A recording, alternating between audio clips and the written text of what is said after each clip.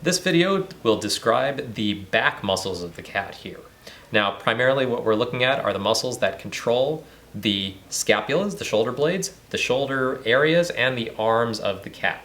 The first muscle we're going to look at is the latissimus dorsi, which I'm covering with my hands. The second is going to be the trapezius group, which is this diamond shape. And then we're going to cut into the trapezius and look underneath it to find the actual scapulas, the shoulder blades.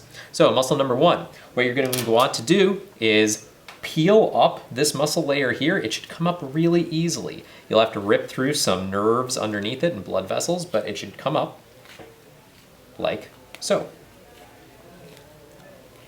This is, again, the latissimus dorsi. The latissimus dorsi, if you follow it all the way out to its insertion, is out on the humerus, and when it contracts, it's going to pull these arms back. So this is called an arm extender. So this is, again, the latissimus dorsi. Our next muscle group is this diamond-shaped trapezius, and I'm going to start here at the bottom of it, and then try to peel it up. So this is the bottom of the diamond.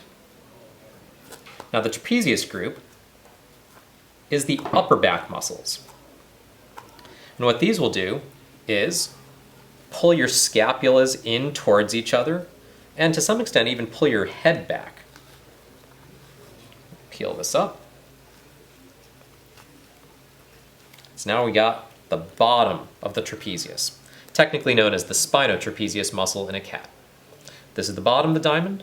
The second part of the diamond here, the middle of the trapezius, is going to act like a set of double doors on top of the scapulas. So I'm going to isolate these by cutting them open. So I'm going to start right in the center between these two shoulder blades and pick this up and just cut right between them. It's just this connective tissue layer right here. Now the second cut I'm going to make, after cutting between these doors, is now to go on the sides like so. So I'll just get into this connective tissue as best as I can and slice it towards the sides. So cutting laterally from the medial line. And again, we're just going to open up this trapezius, this middle trapezius muscle, like a set of double doors.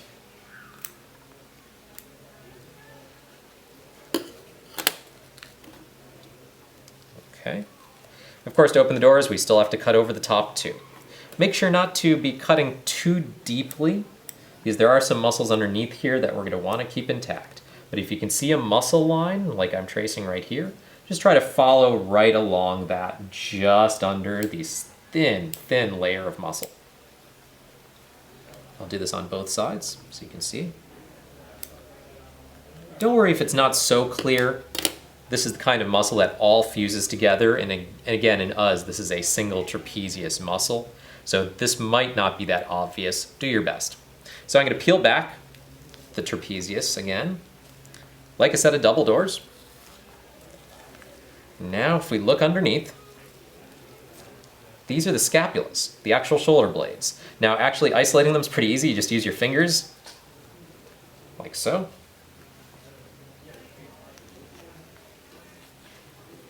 And there they are, two scapulas. They're not really attached to much of anything other than to the shoulder area, but they're sort of floating here. So next what I'm going to do is isolate the muscles that pull the scapulas back. So this is what happens when you pull your shoulders back. Now the trapezius right here did the same. It would pull the shoulders back, like so, as it contracts. But there are another set of muscles right here, on the vertebral column, right here. And again, incredibly quick to isolate.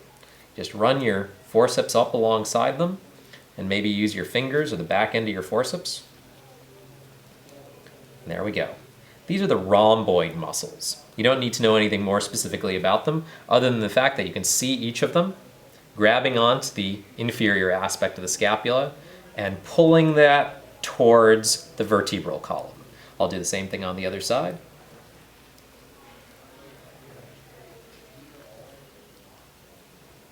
And feel free to isolate these even better than I'm doing. I'm doing the quick version. Again, these are the rhomboid muscles pulling the scapulas and retracting them back towards the midline.